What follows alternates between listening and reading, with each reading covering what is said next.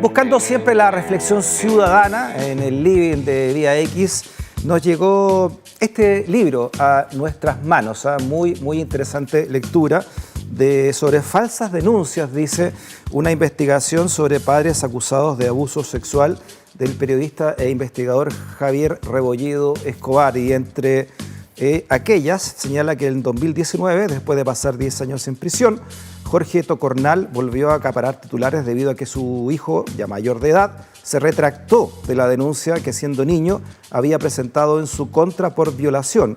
Una experiencia, dice el libro, similar que vivió Rodrigo Saavedra Conus, quien después de 3 años y medio en la cárcel recuperó su libertad en 2011 debido a que su hija admitió que su testimonio, donde lo acusaba de violación, era falso. Sobre estos testimonios y sobre esta reflexión viene a hablar al living precisamente Javier Rebolledo. Javier, bienvenido nuevamente. Muchas gracias, Freddy, por la invitación. Después de haber escrito libros de derechos humanos, Javier, por eso que hemos conversado tanto también acá, ¿no? Sobre Los hijos del frío, Camaleón, Danza de cuervos, La sombra de los cuervos, en fin, tu trilogía, sobre la DINA. ¿Qué te impulsa a escribir sobre esta temática, ¿no? Desconocida también, sí. Muy desconocida en Chile. Bueno, que me di cuenta de que existía una violación a los derechos humanos, básicamente.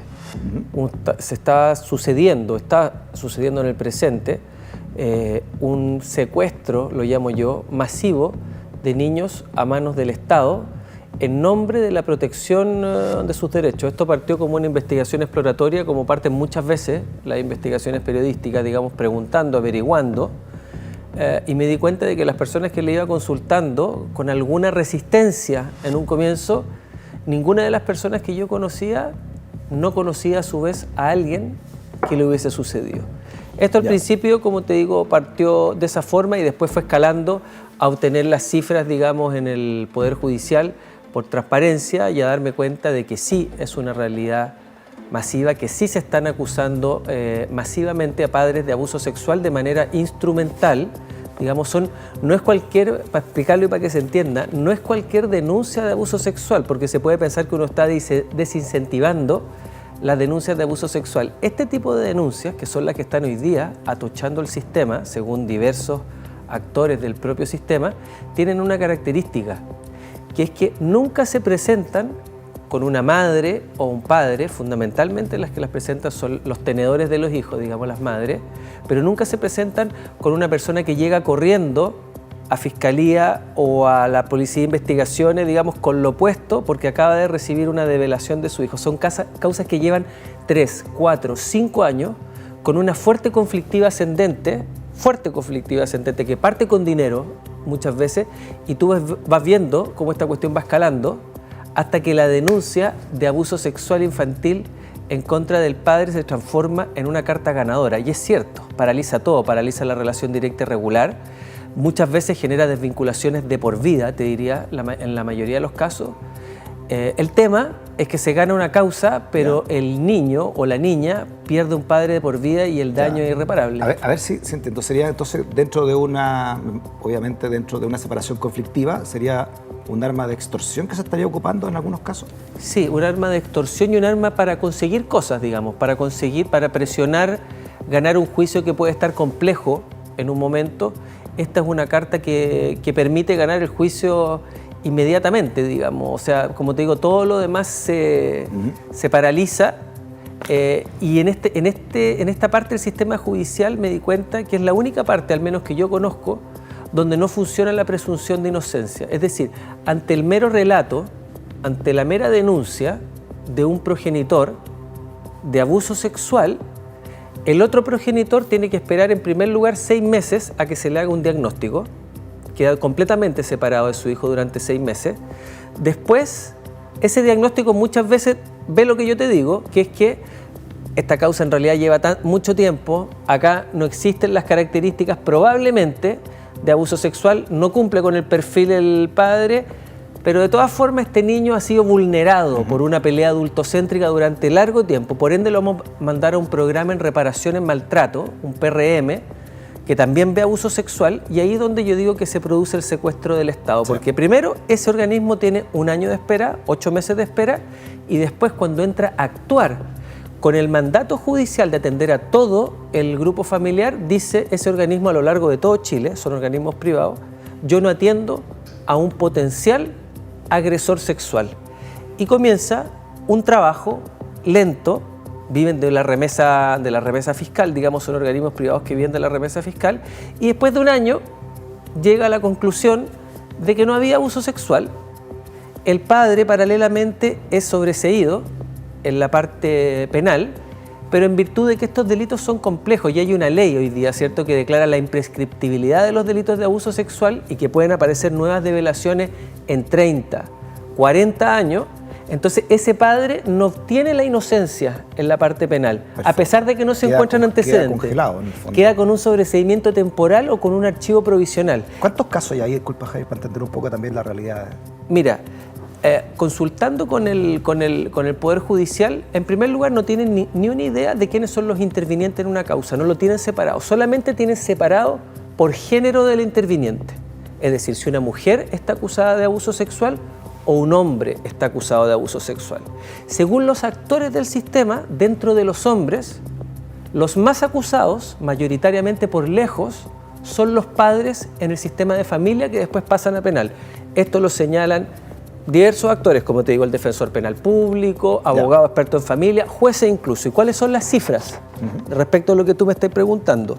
Para hombres, el 2018 fueron 8.000, el 2019 12.000, 2020 10.000, 2021 13.000, 2019 19.600, 2023 21.500 y 2024 22.500. En total, en 6 años van 107.838. Supongamos que no son la mayoría. Espérate, o sea, desde la pandemia en adelante se ve hay un una salto explosión, pero una explosión.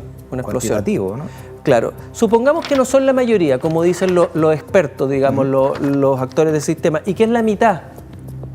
Estamos hablando de ¿cuánto? De 50.000 niños, sí, si es que fuera uno por caso, porque hay muchos casos en que son dos, ¿cierto? Dos los hijos de una familia. Estamos hablando de 70.000 casos en 6 años. ¿Y cuántos son sobreseídos, dijiste tú? Entre el 60 y el 70% de las cifras. Casos. Claro, y sin contar que hay otros casos que salen con salidas alternativas, juicios abreviados, inocentes, etcétera. Entonces, según el defensor penal público, este tipo de casos, las denuncias falsas, son hoy día las primera o segunda causa de error de todo el sistema judicial. Entonces, mira, estos son 50.000, si fueran la mitad, digamos, no fueran la mayoría, como dicen los actores del sistema, serían 50.000 en 6 años, en 12 años, en 18 años, o en 20 y tantos años, que el primer caso del libro es el caso de Bernardo Subercaseaux, ¿cierto?, que fue el año 2000. ¿De cuánto estaba hablando? ¿De 150.000 niños? O sea, ¿son cuántos? ¿Son 4 estadios nacionales completos? Hay casos dramáticos. Tú traes acá el caso de Jorge Tocornal, por ejemplo. ¿En qué consistió? Veamos un titular que recuerda el caso y nos cuentas cómo fue tu acercamiento con él.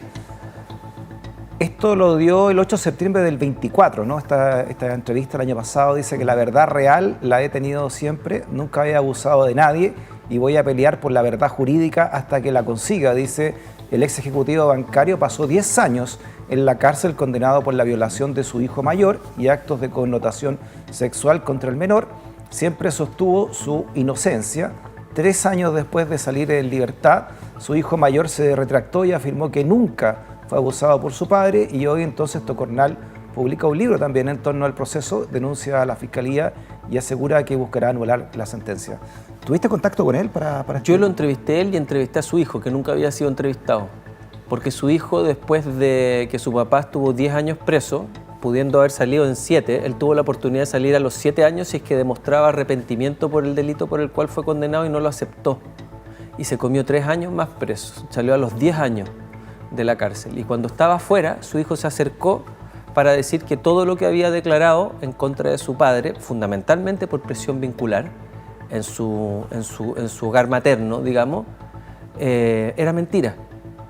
Y fíjate que hoy día la situación es que ese hijo está con Jorge Tocornal, él lo está cuidando, él lo está ayudando en todo, no está con la familia materna, y Jorge, que hoy día está con un cáncer, un tumor cerebral, está luchando de todas formas por obtener su inocencia, a pesar de que ya fue liberado, digamos, y no va a volver a estar preso, pero es una cuestión también de principios, digamos. En su caso, su historia, El Expreso de Medianoche, le queda corta, todas las cosas que vivió dentro de la cárcel durante 10 años. Además, me imagino que entrar a la cárcel con este tipo de acusaciones también tiene una connotación especial dentro de los códigos. Exactamente, ¿no? Todos lo sabemos, sí. Este es el libro de Tocornal, ¿no? La hora de la verdad, y explica también su caso. Hay otro también que tú lo destacas acá, que es de Rodrigo Saavedra Conus. Claro, la idea de poner dos casos icónicos fue que Jorge Tocornal, si uno no lo conoce, si yo no lo hubiera conocido, uno diría es como el príncipe, digamos, parte de la alta alcurnia de la sociedad chilena, y sin embargo cayó en esto. Rodrigo Tocornal está en el otro extremo, Rodrigo Saavedra está en el otro extremo de nuestra sociedad. Un tipo de una familia muy humilde, con muy pocas opciones, donde al igual que en el caso de Jorge Tocornal, todo parte en juzgado de familia, todo parte por conflicto, en este caso parte por dinero. La Cuarta lo tituló así, ¿no? El 29 de julio de 2011, el padre estuvo 5 años preso. En realidad estuvo 3 años y medio preso, digamos, ahí se confundió la Cuarta, pero estuvo mucho tiempo preso, y cuando estaba preso apareció su hija, ya mayor de edad, para decir que en realidad no había sido violada por su padre, a pesar de que el Servicio Médico Legal emitió un informe que decía que la niña había sido desflorada en fecha no reciente, y ese fue el principal elemento que tuvo el juzgado para meterlo preso, para condenarlo. La niña después cumple mayoría de edad, dice yo soy virgen, le hacen un nuevo examen y aparece que efectivamente era virgen. Y aún así, digamos, fue condenado y después no fue indemnizado.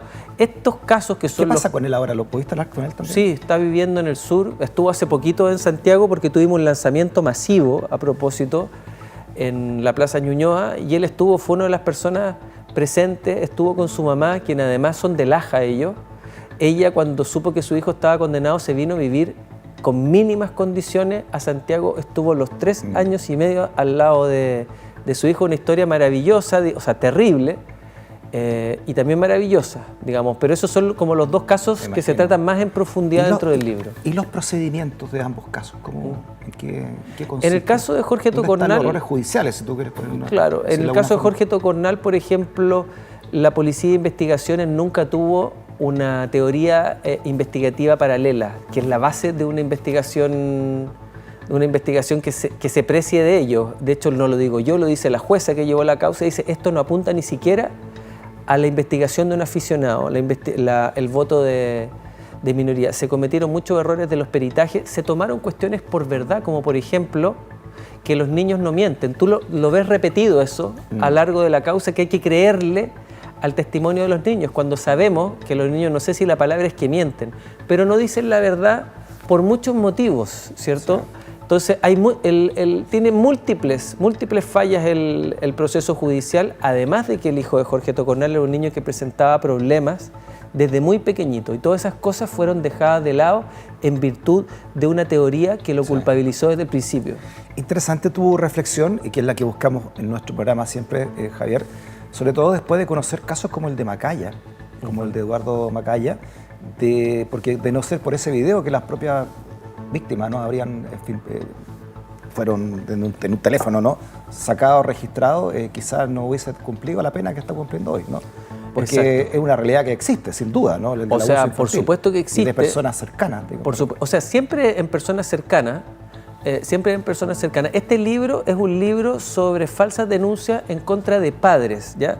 La UNICEF, el año 2012, hizo viene en el libro, el primer y único estudio cualitativo respecto de niños y niñas abusados sexualmente. 1.655 niños en 6 regiones del país, de diversos estratos social pertenecientes a octavo básico. Y les preguntaron esto, 8,7% había sido víctima efectivamente de abuso sexual. Y el círculo cercano es con creces, digamos, el lugar donde sucede. En primer lugar, padrastro. En segundo lugar, tíos y tíos. En tercer lugar, primos, vecinos, etcétera, el entorno familiar. Pero hay que decir que padres y madres, cuantitativamente, no estoy diciendo que no ocurra, padres y madres cuantitativamente no figuran en las cifras de la UNICEF como abusadores, digamos, sexuales de sus hijos y sobre todo en comparación a esto. En comparación a esto, porque sí ocurren, pero no como está pasando hoy día en Chile, que se ha transformado, según los principales actores del sistema, en un flagelo, como te digo, que gana causas judiciales, pero que destruye la identidad de esas niñas y de esos niños, y los efectos los vamos a estar viviendo, lo estamos viviendo ahora en parte, pero los vamos a estar viviendo por mucho tiempo. Sí. Tú señalas que en Argentina, por ejemplo, hay un observatorio que ve estos casos, ¿no? ¿Qué pasa en Chile? No sé si alguien nos está viendo o quiere... No, en Chile hasta ahora existían muchos casos que yo pongo en el libro, separados, si tú quieres. El caso de Enrique Orellana Cifuentes, ¿te acuerdas? El funcionario del Banco Central. Rodrigo García Nielsen, también un abogado de la plaza que reconoció su homosexualidad y le atacaron con una denuncia de abuso sexual. Un dentista colombiano que también le sucedió. Sebastián Dam, André Mañer, el subdirector del Servicio de Impuestos Internos. Todas personas que fueron acusadas públicamente y que tenían en común juicios previos muy conflictivos. Como te digo, nunca se produce la develación. Esa es una característica de las falsas denuncias, como te digo, que no se produce en circunstancias en que llega una persona corriendo diciendo acabo de enterarme de esto que me dijo mi hijo. No, la primera denuncia. Hay una larga pelea previa, que eso se dan cuenta al tiro los organismos, digamos, que hacen el diagnóstico, y todos los demás, el juez y todos los demás integrantes, los PRM, los organismos que están alrededor y que ven esto después y que ganan plata, la remesa fiscal, digamos, por esto, saben que es así y no hacen absolutamente nada, y están hoy día aislando a esas niñas y a esos niños de sus padres sin ninguna prueba, sabiendo probablemente desde el principio que esta cuestión no va a llegar a ninguna parte. Jueces que no quieren tener problemas, que les caiga otro caso de Lisette Villa, digamos, o lo que sea, y que les arruine la carrera, y organismos técnicos alrededor de bajísima calidad, no lo digo yo, lo dice un informe de la Corte Suprema, viviendo de esta remesa fiscal, eternizando procesos para llegar a la misma conclusión que estaba en el inicio. Es complejo, porque claro, es entendible que se le crea al menor para proteger al menor, pero también es entendible la brutalidad que le puede pasar a alguien inocente, un adulto, con un titular, solamente con el titular de que existe la denuncia, claro. Más allá que se llega a comprobar si eso fue verdadero o falso. Esa es la razón principal que me encontré, Freddy, porque como te digo, todo el mundo, cuando empecé a averiguar, conocía a alguien. Yo tengo un amigo que le pasó, o tiene un amigo que le pasó, o a mí me pasó, a mi sobrino le pasó. ¿Por qué no estaban, entre comillas, organizados, a pesar de que hay una organización que se llama la Fundación Crianza Compartida, que tiene miles y miles y miles de casos de este tipo, y cada día le llegan muchos casos? Pero la principal razón es la vergüenza, porque opera la autocensura, es decir, el mote, sea inocente Exacto. o no se lo saca nunca más Exacto. en su vida. Entonces opera de forma irreversible, pero lo peor que pesquisé en esta investigación es que las niñas y los niños que los hacen parte de este tipo de cuestiones, cuando son chiquititos, tienen que matar a un padre que era cercano claro. y que lo consideraban incondicional. Y eso es un funeral. Y cuando crecen tienen que hacer lo mismo Exacto. con su madre, cuando se dan cuenta que fueron, digamos, instrumentalizados y quedan huérfanos, según los peritos, de padre y madre, con el padre y la madre vivos. Esos niños tienen unos problemas de identidad horrorosos, desde suicidio, ideaciones suicidas, relaciones tóxicas, etcétera, y de bajísima rehabilitación. En palabras de uno de los peritos que dice ahí, hasta el hijo de un narcotraficante tiene más identidad que uno de estos niños, digamos, que son parte de este tipo de causas. Falsas denuncias, una investigación sobre padres acusados de abuso sexual, el libro de investigación de Javier Rebolledo. Javier, muchas gracias por haber venido, ¿no? Y entregarnos lo que buscamos, te digo siempre acá, ¿no? Gracias siempre por invitarme, darme voz y darme espacio, Freddy. Muchas gracias por muy bien. Hasta la próxima. Gracias también por la sintonía y por ser parte de esta comunidad del pensamiento desde Vía X, desde Stock Disponible. Hasta mañana. Que esté bien. Chao.